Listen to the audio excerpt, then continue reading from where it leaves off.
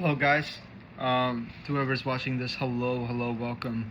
This is my channel ADHD and my name is Aditya Sridhar. I'm a psychology major at just a local community college level right now. I hope to transfer to a 4-year soon, and I started this channel to have like my own kind of personal passion project to basically reinforce whatever material it is that I've learned both in class and from just topics that I'm truly interested in, whether it be cognitive sciences, philosophy, behavioral neuroscience, just regular neuroscience, or general psychology, sociology, even politics sometimes maybe. Really depends on how good I get with YouTube. And this is going to be my second video. This unfortunately is also going to be an unscripted video. I'm currently working on my first genuine video with good lighting, with a good script. It's called "Is Stress Bad for You?" Well, actually, that's not going to be the working title, but it's going to be centered around the topic of stress. I have had recently written a literature review on this topic, so I am very, I guess, excited about publishing a video on that certain topic. But this video is going to be one of those unscripted videos. I'm basically just going to rant and yap. There's going to be a whole yapping session on the topic of being behind in life.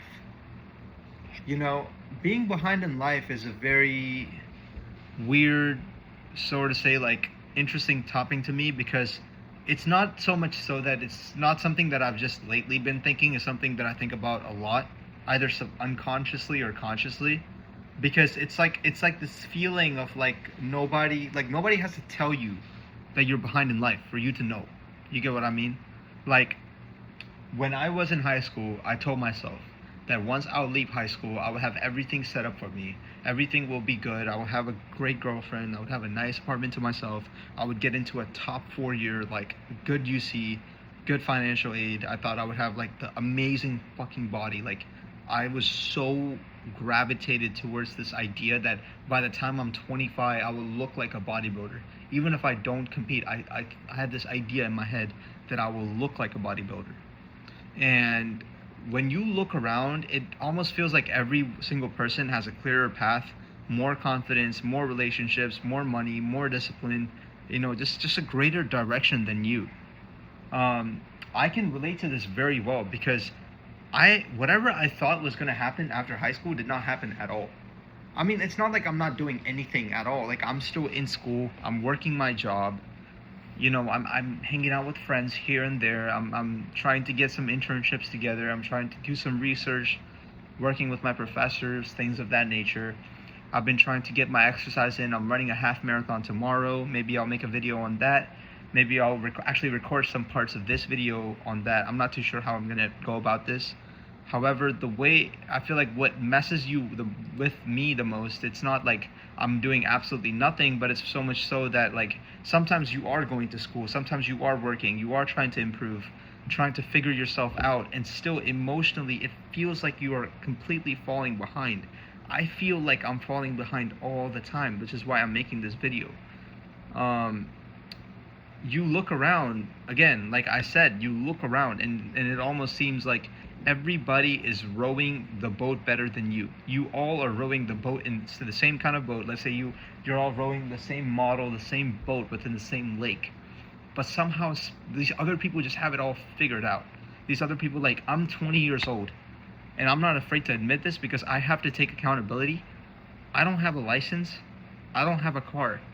At 20 years old, gang, in Los Angeles, I don't have a license. I don't have a car. To me, I feel like it's more so because I'm so demotivated to get a license due to the fact that I probably cannot afford my own car.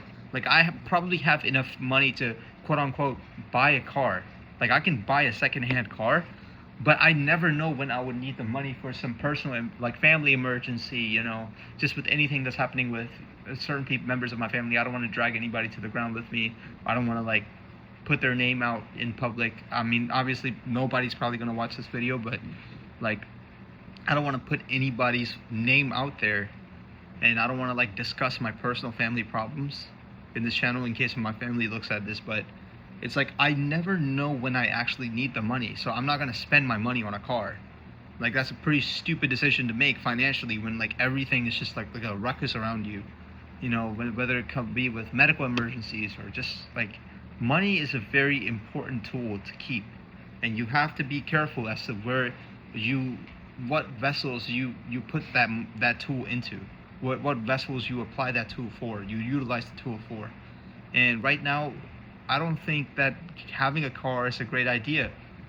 But deep down, I feel like at the same time, it might just be a coping mechanism for me to say that I shouldn't get a license because I don't have a car. I can get a license. I can learn how to drive and get a license. I can pass the driving test. I can go to DMV, give them a bill of like, like a grocery bill or whatever. Let them take a test. Let them have me take a test. I can probably like pass. But I just like it's this like very concrete intention to behavior gap that I'm experiencing, where it's like I might intend to get my license, even if I probably, but at the same time, I feel like I'm so demotivated to get it that I don't actually do the actions, I don't actually perform the actions which is needed to be performed to be able to obtain the license. And on top of that, I was supposed to transfer to a 4-year in 2 years, but I'm actually doing 3 years for a major that's objectively pretty easy to transfer with. I mean, it is pretty competitive. It's hyper competitive. Over 1,000 students normally apply for this major to transfer in any college you go to. I'm a psychology major, so it's like psychology is such a broad spectrum, right? And it's like you have pre-med people trying to transfer with this degree. You have pre-law people trying to transfer with this degree. You have a lot of people that come to community college that you're competing with who have already had their entire like academic lives figured out. They know what they want. That's why there's a 7% transfer increase in like people who apply to these colleges as transferred students. Even if they have like the best scores, the best SAT scores, the best grades in high school, they go to community college to save money, to both save money and to be able to like transfer to the schools that they initially didn't get a shot at.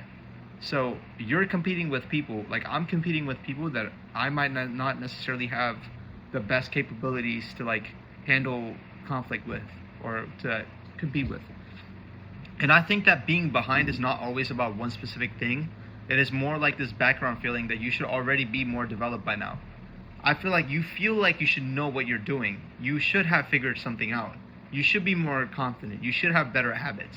You should be more socially experienced. Of course, you should be more socially experienced. I've had trouble. When I was in high school, I was a very lonely kid. I was even more lonely when I was in middle school. And like, I felt like if I'm not going to be socially advanced, I should at least be further academically, financially, mentally, emotionally, spiritually, sexually. And even when you try to be logical, and even when you try to remind yourself that everyone has a separate timeline as for how things will work out for them, you just know, like, for some reason, like, everything just feels so much worse, whether it be through social media or through the news or through just societal expectations, like having to get married by the time you're 30, having to buy a house, having to start a family by the time you're like 30. It's like those things just kind of cripple you down, especially when you see someone getting into a relationship, you see someone making money, you see someone transferring, you see someone graduating, you see someone traveling to like all these exotic ass countries, you see like classmates of yours going on cruise trips with like 7 different girls. And it's like, you do not see the bad days that they go through. You do not see the nights where they question themselves. All you see is the good things. So for me, I know that I'm not doing nothing. Like, I know that I'm still in school, I'm still working, I'm still trying to do stuff. But even with that, I still get this feeling that I'm behind, because it's so frustrating for me to just see the progress and to not see what goes behind the actual progress. The tardiness, the confusion, the depression, the anguish. So what I'm trying to say is that there's a difference between wanting to improve and wanting to not feel like a failure. And one of those thoughts can push you toward action, right? It's either wanting to improve and wanting to not feel like a failure. If you're going to constantly cope, and if you're going to constantly like be spiraling in these thoughts of being behind, then you're simply going to go towards pursuing a pathway where you're just not going to feel like a failure to yourself, right? You might actually sacrifice goals that you have. Like, let's suppose that one of your biggest goals is to become like a partner at a law firm.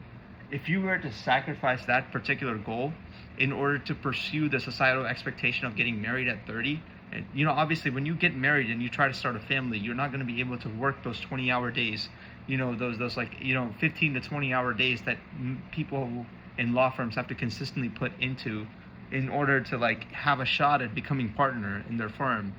It's like you avoid all of these opportunities that you could possibly get to succeed in your actual goal in order to conform to specific things within other people's goals, which you conform to so that you don't feel like a failure.